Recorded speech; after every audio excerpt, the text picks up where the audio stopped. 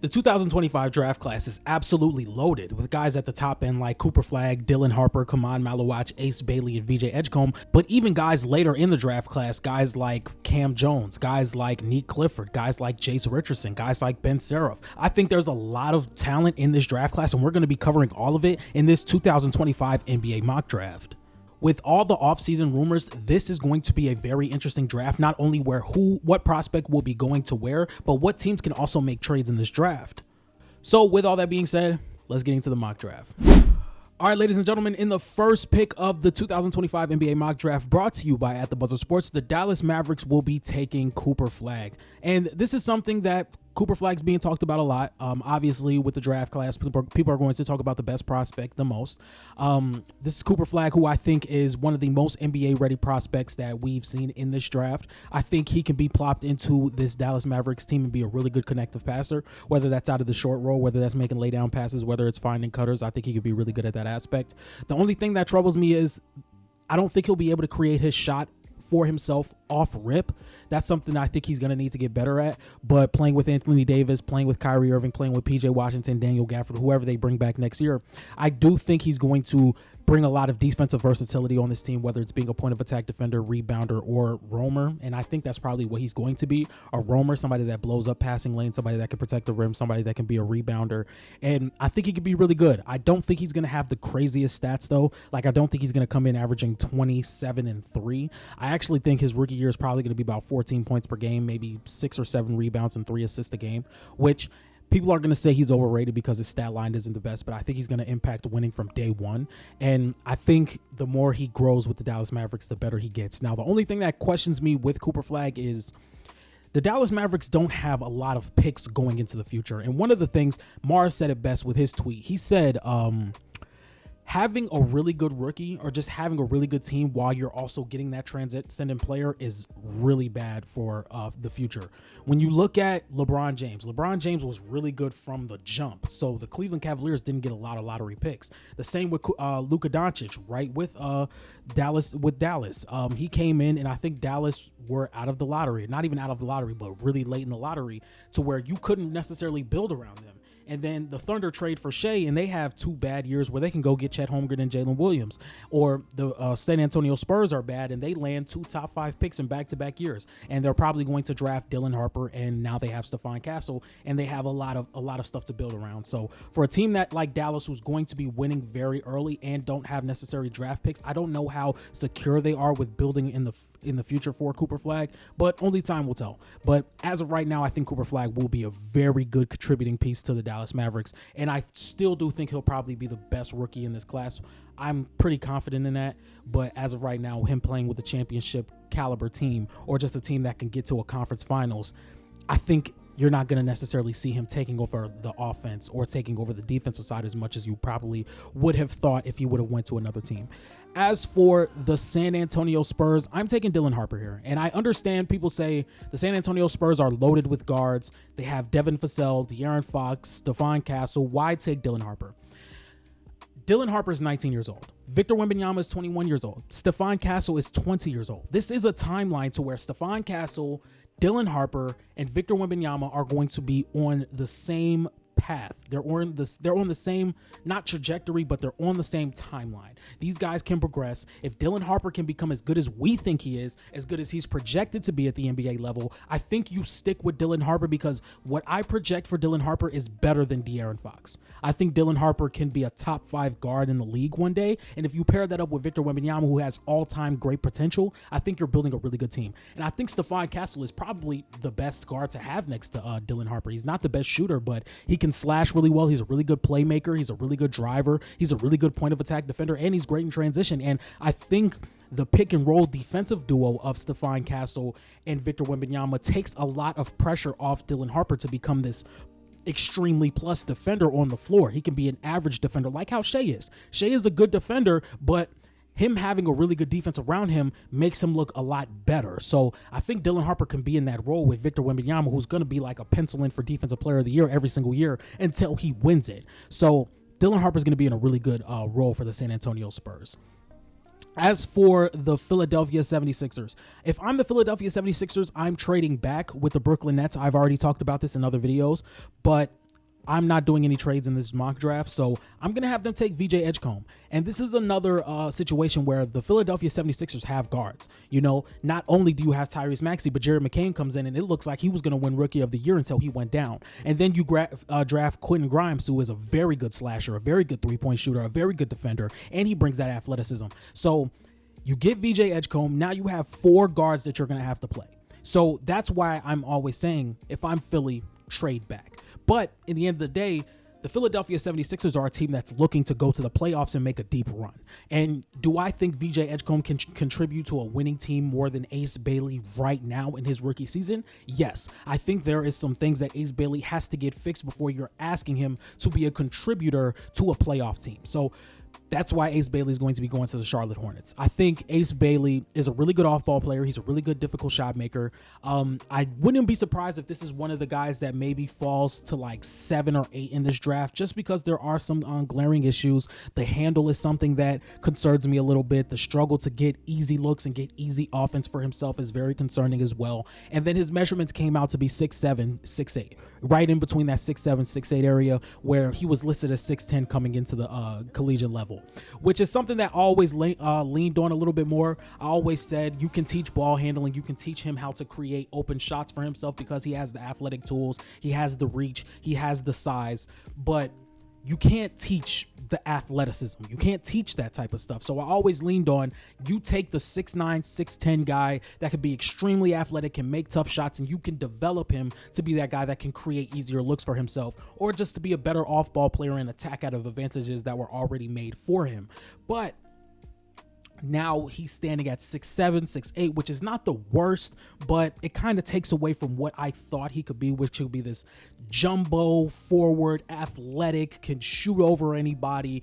And being 6'7", 6'8", that kind of really takes it away from me. But I still think Ace Bailey's ceiling is extremely high, but I think his floor is a little bit lower than what a VJ or a Dylan Harper could be. So I'm going to be taking Ace Bailey with the number 4 pick in Charlotte. As for Trey Johnson, I'm going to be taking him number 5 to the Utah Jazz. And if I'm the Utah Jazz, I just need some young talent. And I think Trey Johnson provides that for this team. Trey Johnson is a really good off-ball scorer. He's a really good difficult shot maker. He's a really good three-point shooter. And he has a really good feel as a passer. I know the 3 assists a game doesn't necessarily give you that, oh, this guy can make consistent reads. I think he can make consistent reads, and I really do see a Tyler Hero, Devin Booker-esque type of play to his game. I've seen him play in the post multiple times. I've seen him make turnaround jumpers out of the post. I've seen him make plays out of the post. I've seen him create advantages for his team by drawing 2 defenders, and that's just something Utah needs. And if Lauri Markkanen is going to stay there, you have Isaiah Collier,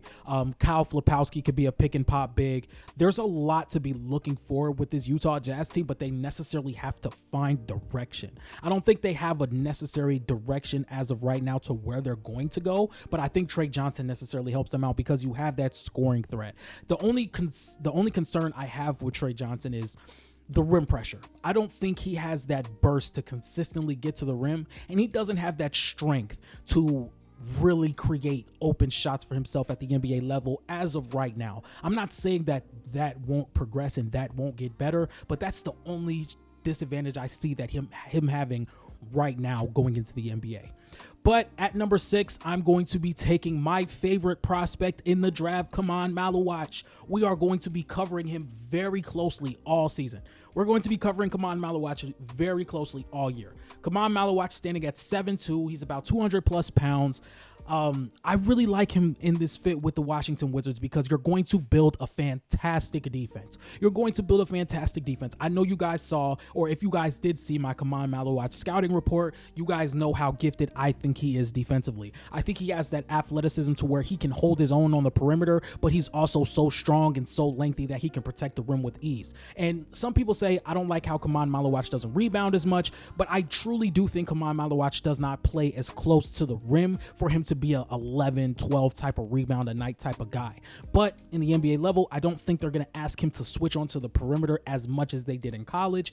Duke, they blitzed a lot of pick and rolls. They rotated a lot. They had no problem playing Kaman Maluach up at the level because you had Cooper Flagg as a low man, or they had no problem playing Cooper Flagg up at the level because you had Kaman Maluach as the low man. And that really took away from some of the rebounds that Kaman Maluach could have gotten. I think Kaman Maluach is only going to be put on the perimeter if it has to happen, but I think they're they're going to try to keep him around the rim as much as possible and let Alex Sarr be that roll man. So you have a 3 through 5 of Bilal, Alex Sarr, and Kaman Malawach. And those three guys are going to lead you to being a very, very, very good defensive team for the future. And then you can get some offense out of guys like you have an 18th pick coming up. Maybe that's a Nick Clifford. Who knows who, like, because I don't prepare my mock drafts before I do them. I just go in off the top of my head. So who knows who's going to be available at 18. You can also wait till next year and draft a Darren Peterson at the 2-guard position, or you can go get a guard that can set the table really well in through a trade or in free agency, whatever. But I think you building a defense that could be and has the potential to be this good with the athleticism that you're going to get from Bilal, Alex Sarr, and Kaman Malawach, I really like that pick. So Kaman Malawach is going to be going number 6. He's very high in my big board. Very high. So I don't know when I'm going to put out a big board video. It's just a lot of editing that I do not feel like doing. Anyway, up next, the New Orleans Pelicans are going to be taking Jeremiah Fears. And this is tricky. This is tricky because with the recent Zion Williamson's allegations, I'm not going to talk about that. This is not a channel that talks about these basketball players off the court issues. I'm not going to be talking about that stuff. The Pelicans are in a weird situation, but if I were them, I would say, look, fire sale. Fire sale, fire sale, fire sale, fire sale. You want anybody outside of Herb Jones and Trey Murphy is on the board. Like CJ, DeJounte, Zion, maybe even Herb Jones and Trey Murphy if they really want to restart. I don't know if Trey Murphy got his extension yet. Same with Herb Jones. But I think Jeremiah Fears is a fantastic player. The athleticism is there. I think he has the burst to get by anybody. He's just a little small. So if you have somebody that's guarding him that can match that athleticism and may have a few pounds on him, it may be a little bit harder for him to create rim pressure, but he's a really good shooter, especially off the dribble. He's really good in pick and roll. As long as he can like make a consistent lay down pass or a consistent lob pass or a consistent pocket pass, I think he's going to be very effective. And if Zion Williamson was healthy, I think him and Zion could be a really good pick and roll duo. And him in transition is also going to be very intriguing. So I'm going Jeremiah Fears here. Now for the Brooklyn Nets, I'm going to be taking Derek Queen. I think Derek Queen is probably the guy left in this draft that has the highest ceiling. But the thing with Derek Queen, again, is the floor.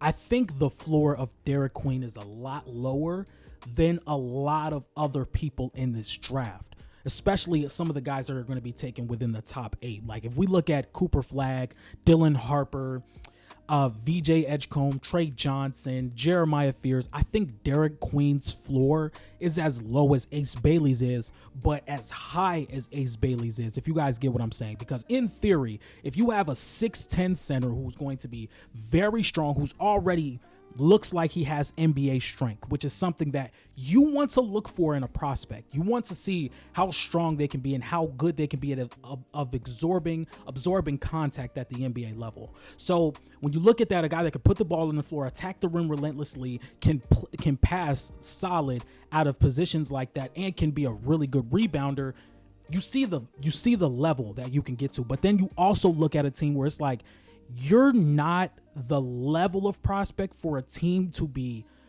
putting all their pieces around you instantly.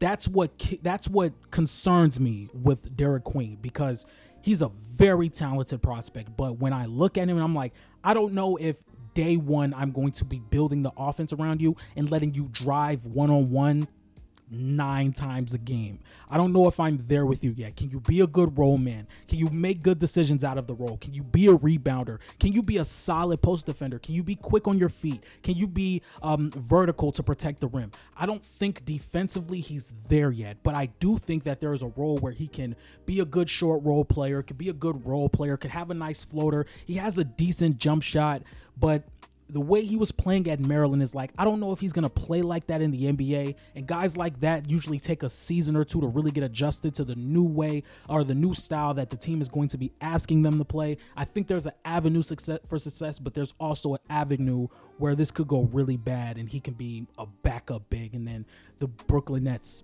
take their first year of tanking and they miss at the draft. So it's going to be very intriguing to see how Derek Queen develops, because he has a very high ceiling, but the floor is also very low. Up next with the 9th pick, the Toronto Raptors will be taking Carter Bryant here. I don't necessarily know if this is what I would do, but I think the Raptors have a type when it comes to lengthy wings that can be versatile offensively and defensively. Carter Bryant is a guy that can play passing lanes very well. He could be a good rebounder. He could be a good transition player. He also knocks down the shot consistently. He just hasn't gotten enough minutes at Arizona this past season consistently for him to really like show what he can do at a higher level. But I think Carter Bryant is probably where the Raptors are going to fall and where they're going to end up selecting here. With the number 10 pick, I have the Houston Rockets taking Con Knippel. Con Knippel is a guy that he is a lot higher on my big board than where I'm taking him in the draft, because I think Con Knippel is very underrated when it comes to him playmaking, the three-point shot, the ability to attack closeouts. And when we look at role players in the NBA today versus about 15 years ago, you can look at a guy like Con Knippel and be like, oh, he can shoot. That's all he needs to do. No, Con Knippel needs to be a guy that can create off of advantages, can create and attack closeouts, can make decisions out of double teams and teams pressuring him. And I think he's done a really good job of that. He's shown that he can create out of the pick and roll. He's shown that he can make skip passes and he can make pocket passes and he can make chest passes to players that are rolling, cutting, can spot up and on the other side of the floor. He has the vision for that, and he has the ball handle to operate out of the pick and roll. And the difference between him and Trey Johnson, and this is why I have Con Knippel higher on my big board than Trey Johnson, is the strength aspect. I think Con Knippel doesn't have the athleticism to get to the rim as much, but he has that strength to be able to put a shoulder in your chest and create a really good shot at the rim or in the mid-range. And I think that's the difference between the two players. But I do think both of them make really good reads out of dribble drive situations or attacking closeouts or playing in the pick and roll. But the fact that Con Knippel has that extra layer of strength that he can create an open look from mid-range or at the rim is why I would take him above Trey Johnson in my big board. The difference of why he's being taken at 10 and Trey Johnson's being taken at 5 is the ceiling. I think Con Knippel's ceiling is a little bit lower than Trey Johnson's. I think Trey Johnson's ceiling is very high. Like, I think Trey Johnson could be the best scorer in this draft if everything goes his way. That's not the guy I would pick to be the best scorer in the draft, but there's a realistic way for him to be up there with the athleticism, and if he adds that layer of strength, he can be a really good player. And he's a much better difficult shot maker than Con Knippel, and he can play off ball to a slightly lesser tier than Con Knippel. So I think Con Knippel has a very high floor. I don't think his ceiling is that high. And when you look at a team like Houston, who really needs floor spacing, who really needs somebody that can move off ball and be a really, really big threat from three, this is the guy they should take. And I really like this pick for them. Up next, the Portland Trailblazers. This is a really, really, really, really difficult pick here because you can go any which way.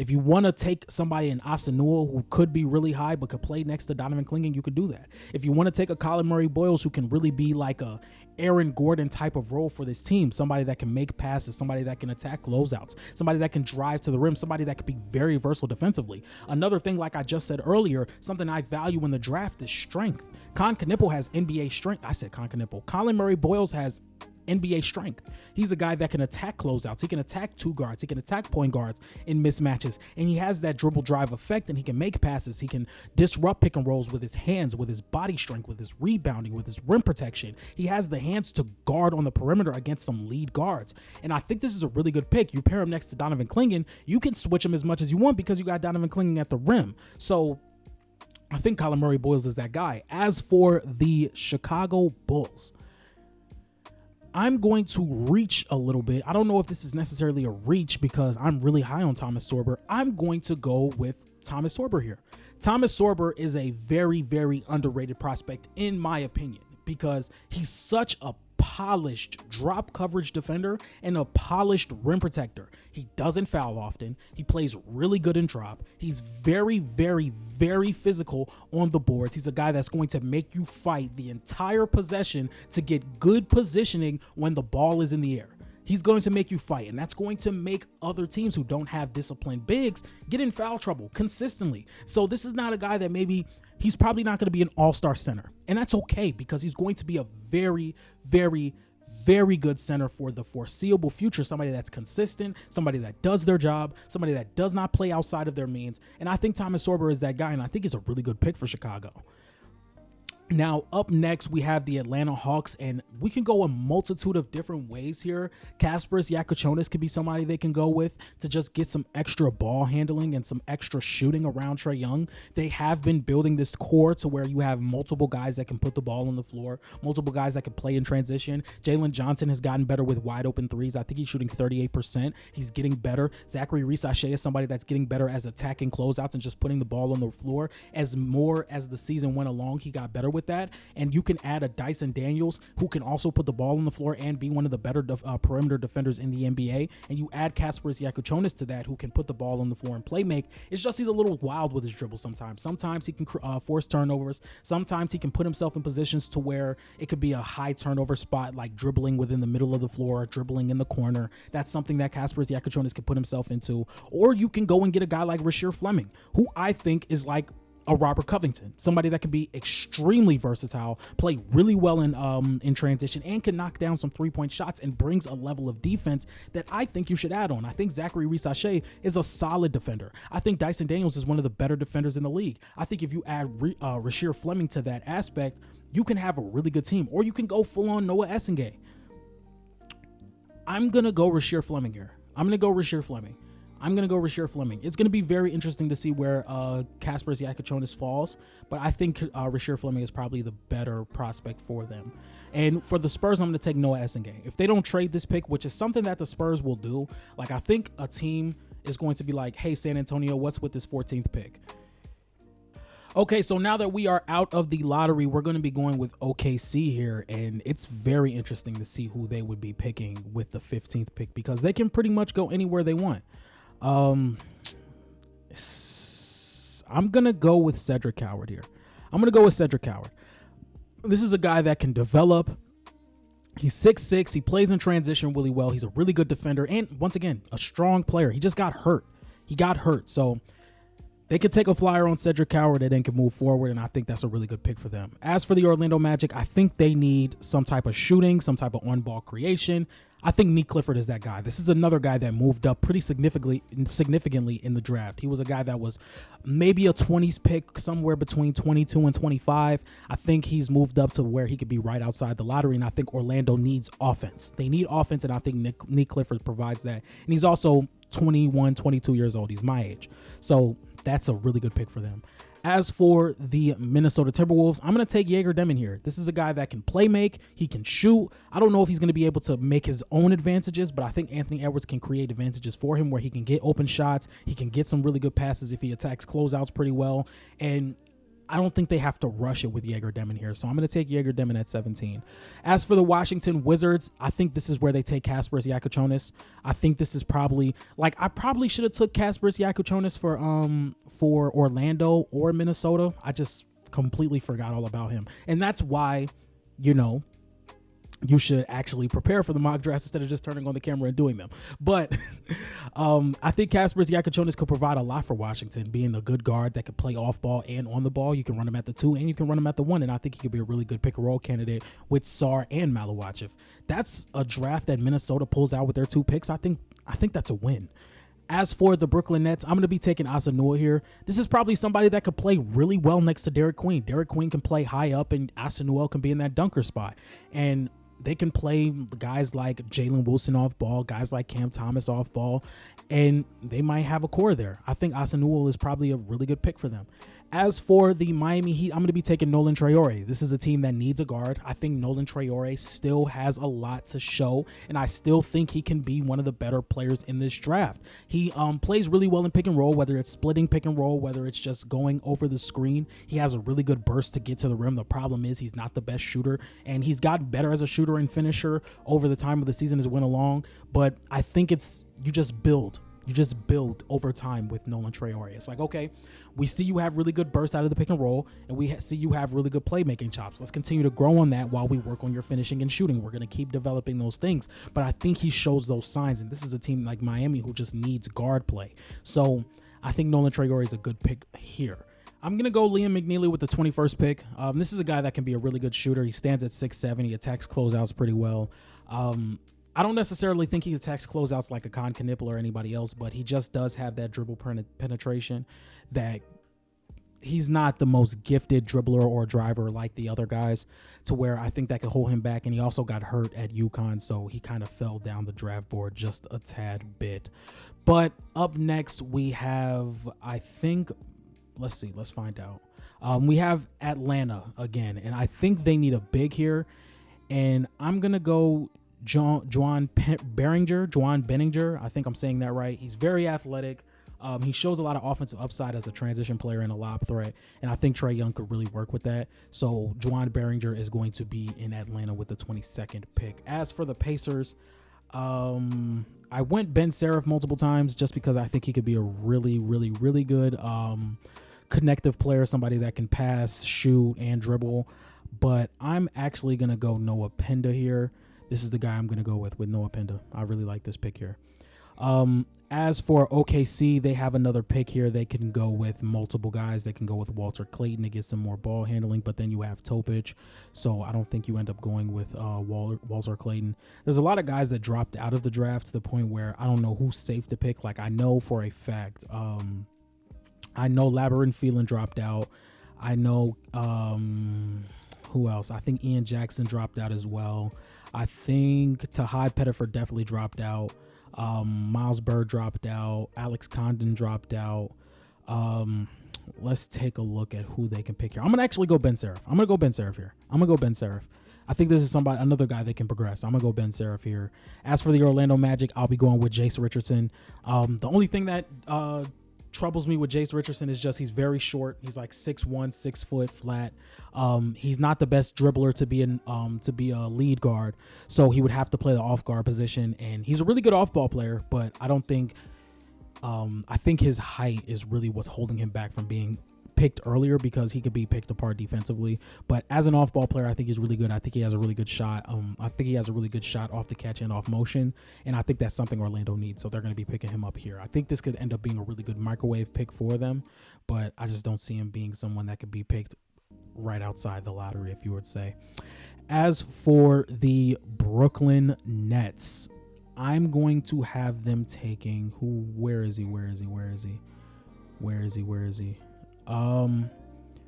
This is tough. I think I'm going to have them take Walter Clayton here. I'm definitely going to have them take Walter Clayton here just to get some guard play. This is a guy who I think he was a senior, maybe a junior, but he definitely has some experience at the collegiate level, and I think they're probably going to go get him with that pick. And then their final pick of this first round, which I don't necessarily think they're going to pick here. I think they're probably going to trade one of these picks. I don't know if Will Riley is staying in the draft. No, because he's definitely in the draft. I'm going to pick Will Riley here. I'm definitely going to go Will Riley here. This could be another project pick. As for the Boston Celtics, I'm actually going to go Danny Wolf here. I'm going to go Danny Wolf. This is a guy that can stretch the floor. He's a good team defender. He's not somebody that you would think could anchor your defense, but he can stretch the floor and he can really fit into what Boston tries to do with that 5-out offense, and he can space the floor for Jaylen Brown to work this season coming up. And you can actually progress him a lot to where he can be somebody that can get some real rotation minutes come next season. So I'm going to have Danny Wolf going there. As for the Phoenix Suns, I'm stuck. Let's see. I'm going to go Ryan Kalkbrenner just to get some size at the front position, because Nick Richards and a Bol front court, if I believe they still have him, I don't think that's cutting it. Having some size really helps out. And for the last pick of this draft, I'm going to have the Los Angeles Clippers take Adu Thero, who's somebody that's very athletic, can get to the rim consistently, can be a solid rebounder and versatile defender. I'm going to go with Adu Thero here, and that is my first round mock draft. With the number 1 pick, you guys can see Cooper Flagg, Dylan Harper, VJ, Ace, Trey Johnson, Kaman Maluach, Jeremiah Fears, Derek Queen, Carter Bryant, Con Knipple, Colin Murray Boyles, Thomas Sorber, Rasheer Fleming, Noah Essengay, Cedric Howard, Neek Clifford, Jaeger Demon, Kasparis Yakuchonis, Asanul, Nolan Traore, Liam McNeely, Juwan Behringer, Noah Penda, who was a very underrated defender. I don't know if I said that when we were picking him up. Ben Seraph going to OKC. Then you have Jace Richardson going to the Orlando Magic.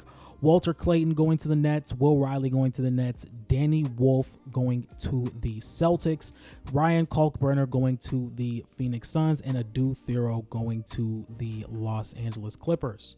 All right, so that'll do it for the 2025 NBA mock draft. Let me know what some of your favorite picks was. Let me know if some picks that I made that you guys didn't necessarily agree with and you would have went another way. And if you guys like this type of content, please be sure to like, comment, and subscribe. Make sure you guys follow me on Instagram at the Buzzer Sports. Make sure you follow me on TikTok at the Buzzer Sports. Make sure you follow me on Twitter at ATB Sports 1. Make sure you join my playback room at the Buzzer Sports, where we're going to be breaking down some historic games like Kobe Bryant's best games, Derrick Rose's best games, Dwayne Wade's best games. We're going to be rewatching some playoff series all the way through, even some from the 90s. I think I have the full Western Conference Finals of the Rockets and the Spurs back in 1995. So if you guys want to watch David Robinson and I believe his MVP season against Hakeem Olajuwon, we can watch that as well. And for everybody watching this, I hope you guys have a great day, and I'll see you guys tomorrow. Peace.